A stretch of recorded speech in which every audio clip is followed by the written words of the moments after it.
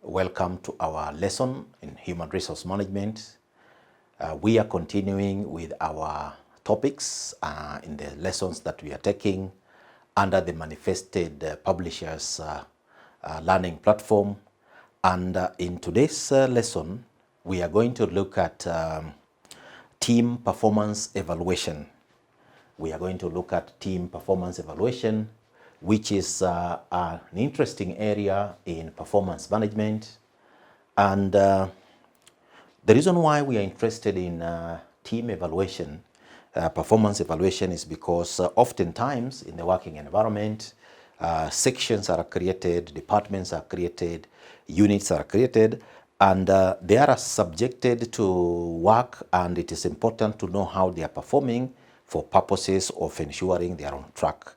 Hence the importance of today's lesson, which is team performance evaluation. Now, team performance evaluation is the identification of the strengths,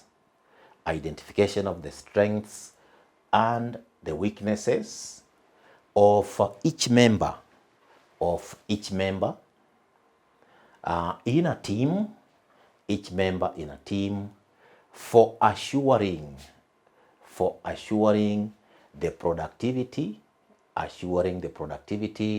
of employees and teams in an organization. So the way the term suggests, you are interested in looking at the strengths of each member.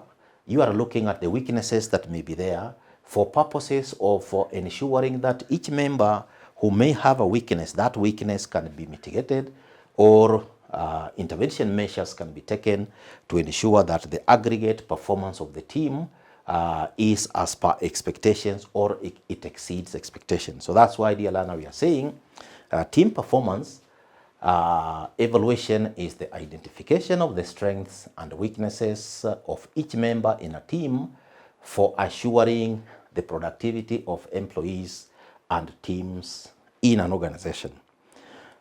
We want to look at ways of evaluating the success of teams. So what are some of the ways through which as a manager, as a supervisor, or an organization can be able to find out or evaluate the performance of the team? So there are various things which can be done. So one of the things that can be done to evaluate the success of teams is to assess the level of involvement. So one, assess the level of involvement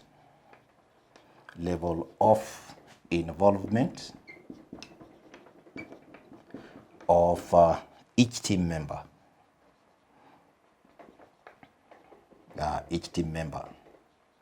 So if you are looking at a team, and a team is made up of various members, so you may want to look at now each member, how involved are these members in the activities of this particular team. So if you find the level of involvement for each member of this team is high, then that team is likely to perform well, or must have performed well. And if the level of involvement of the members is low, then in evaluating the success of that particular team, then it may be on the lower side.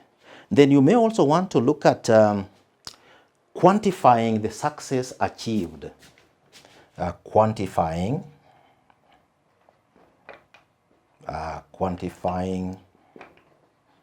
the success achieved.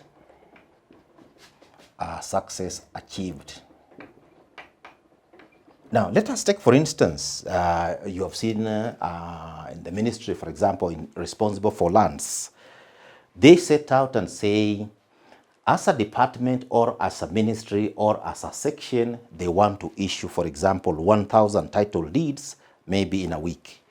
So if you look at it that way, and the target for the week was 1,000, so if at the end of the week they have issued 600, then it means as a department they are falling short of 400.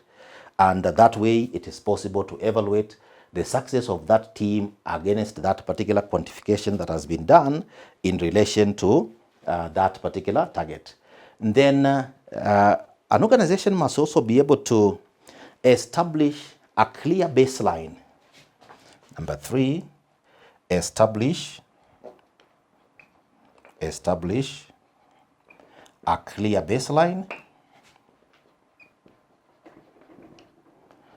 against which a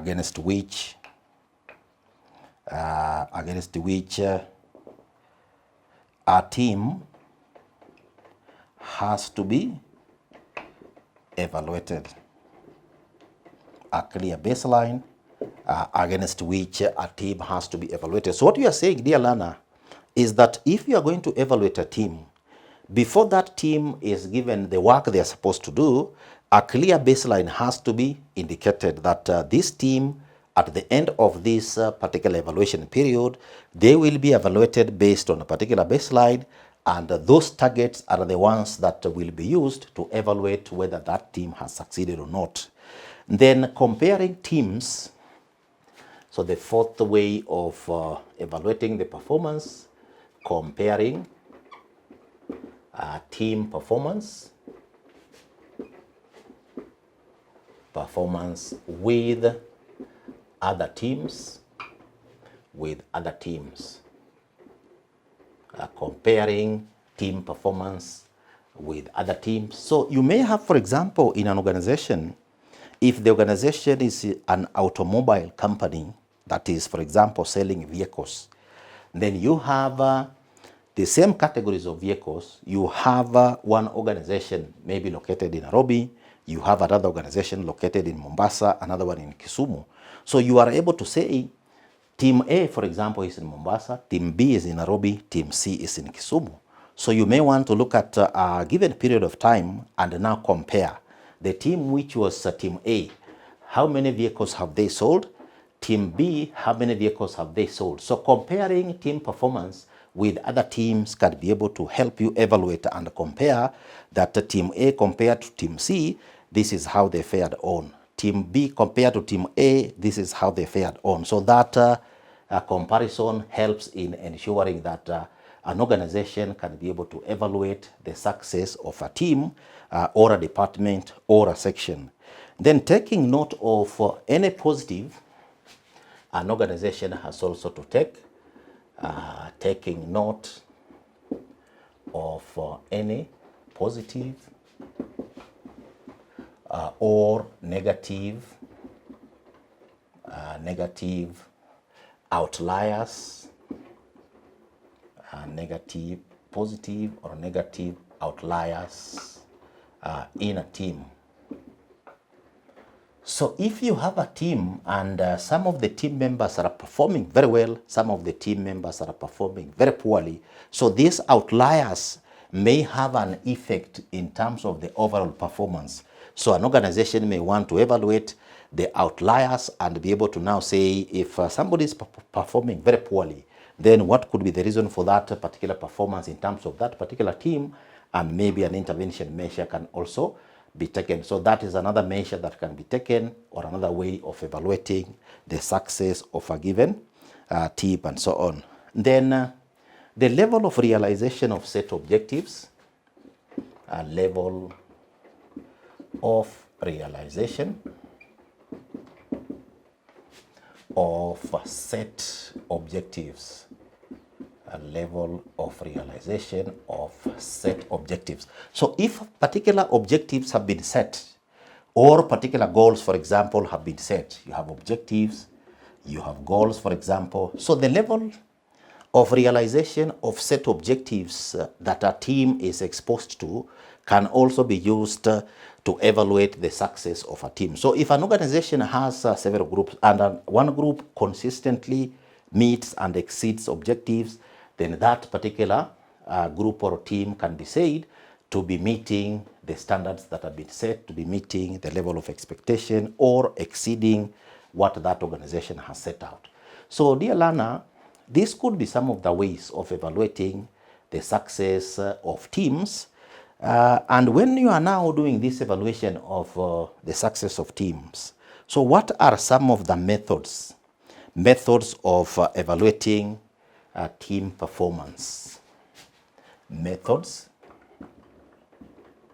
Methods of evaluating. Methods of evaluating team performance. Which methods can be used to assist in evaluating team performance.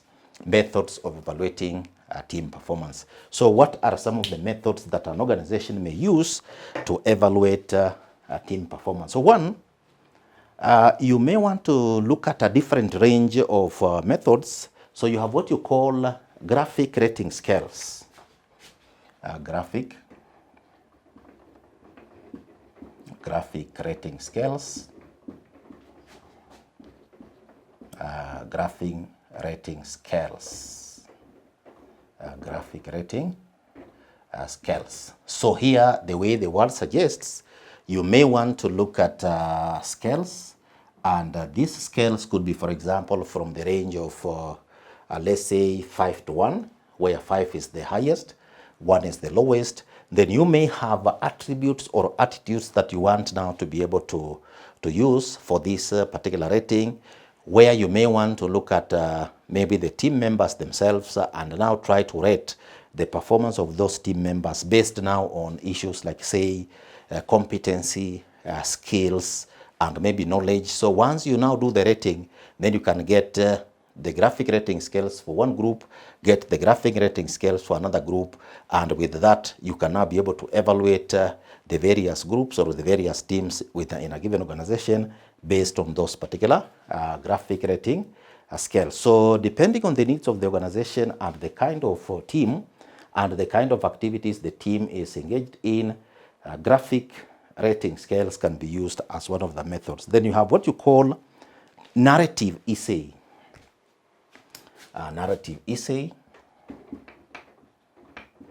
Narrative essay.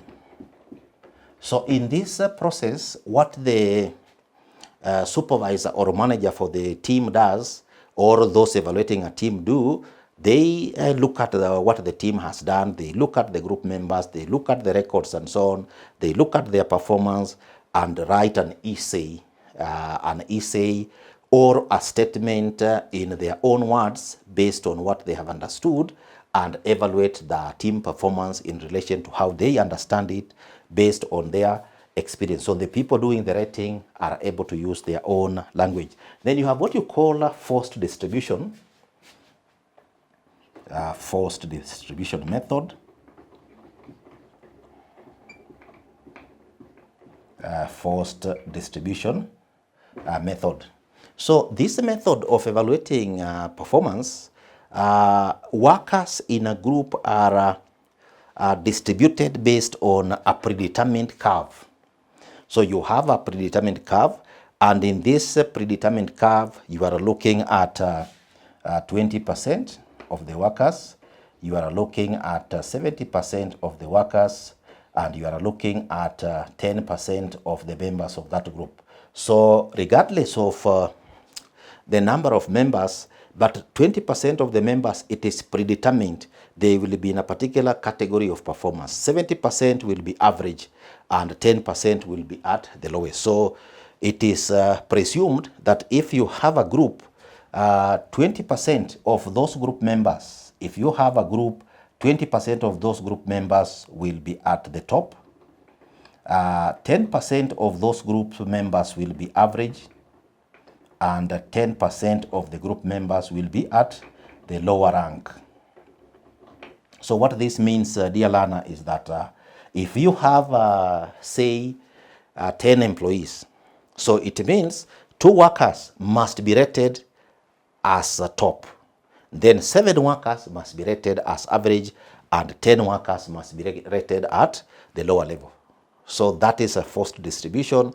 It has its advantages, it has its challenges, but this one has been suggested as a method of evaluating team performance. So if you also have 10 groups, then 2 groups must be forced to be rated at top, 7 groups must be rated as being average, and 10, if you have 10 in total, so 2 groups top, 7 groups average, and 1 group should be rated at the lower level and so on. So that is a forced distribution method that can also be used to evaluate the performance of a team. Then you also have what you call, number 4, a peer evaluation. Peer evaluation. So in peer evaluation, the way the word suggests, members within the group can be able to be asked to do a rating or an evaluation of how the team has performed.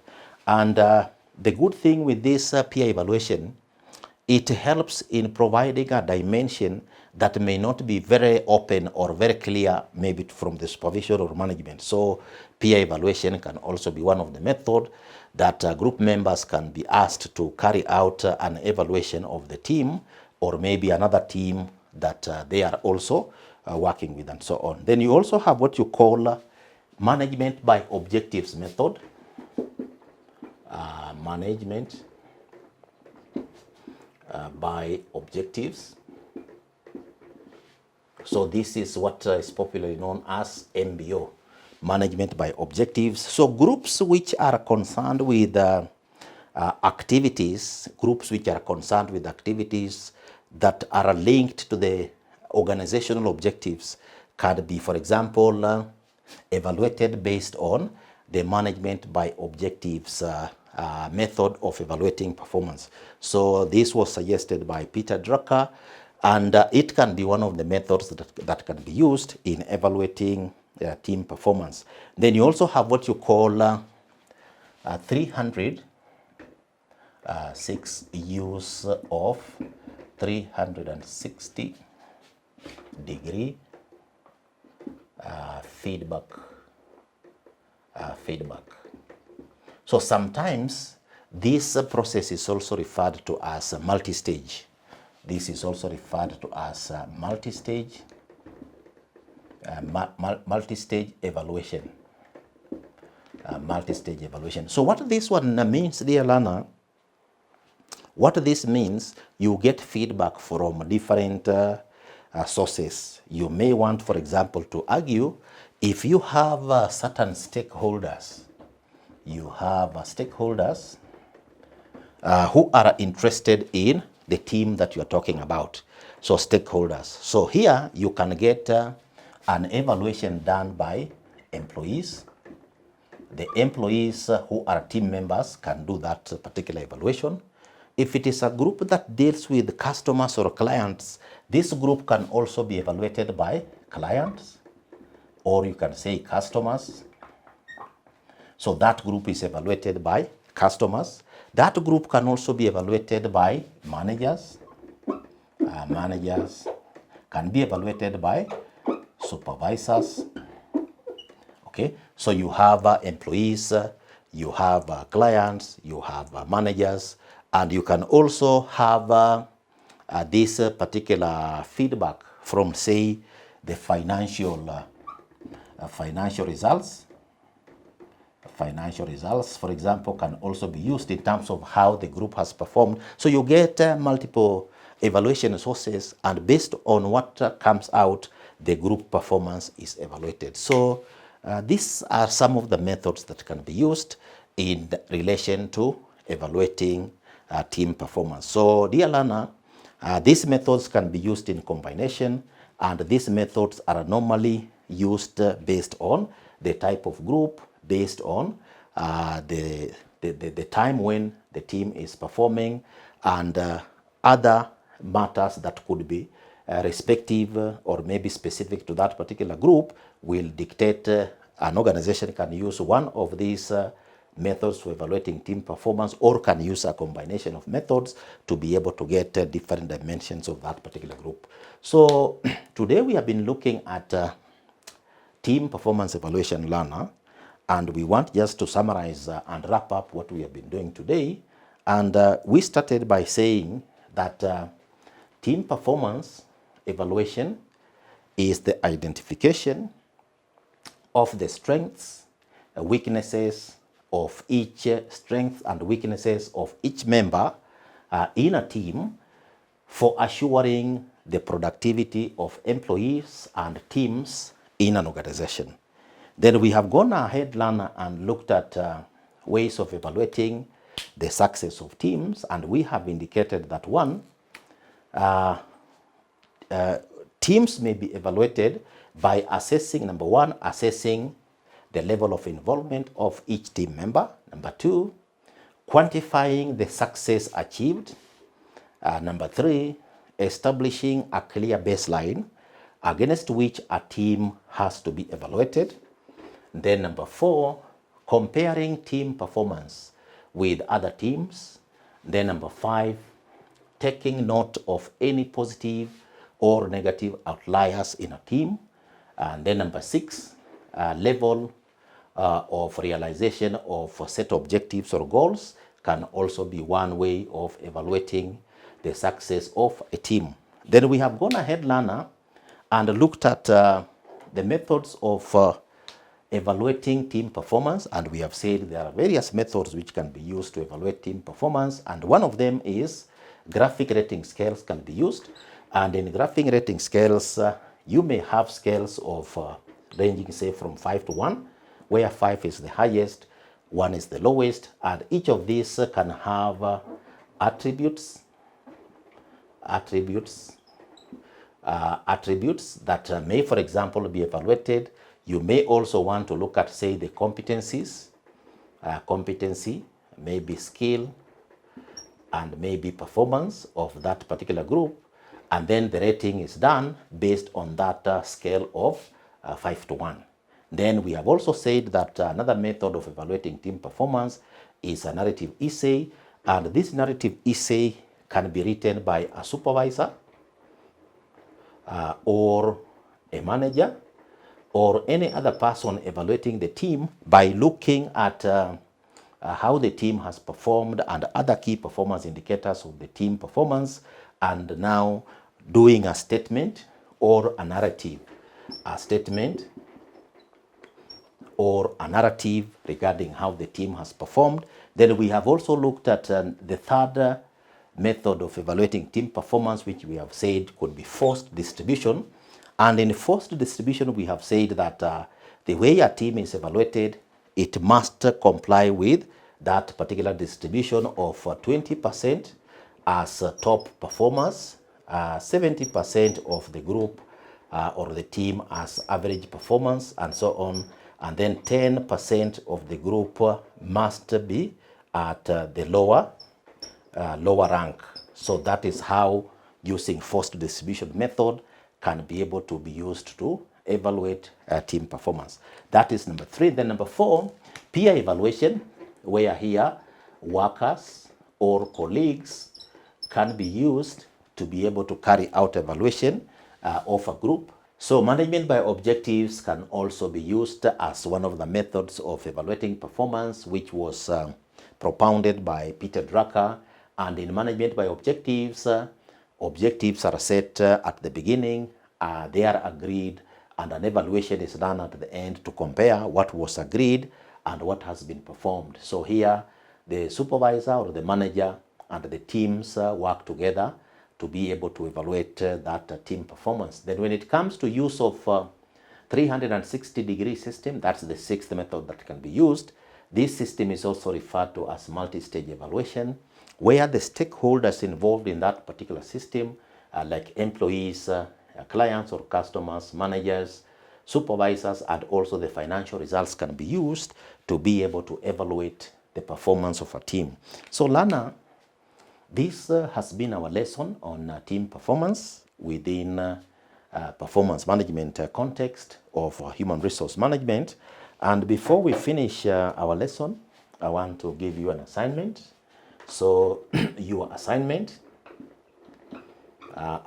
for today's class or today's lesson would be discuss the methods that may be used. Discuss the methods that may be used to evaluate. Discuss the methods that may be used to evaluate team performance. team performance. Discuss the methods that may be used to evaluate team performance. So, learner, that is your assignment. Thank you very much for being attentive in the lesson.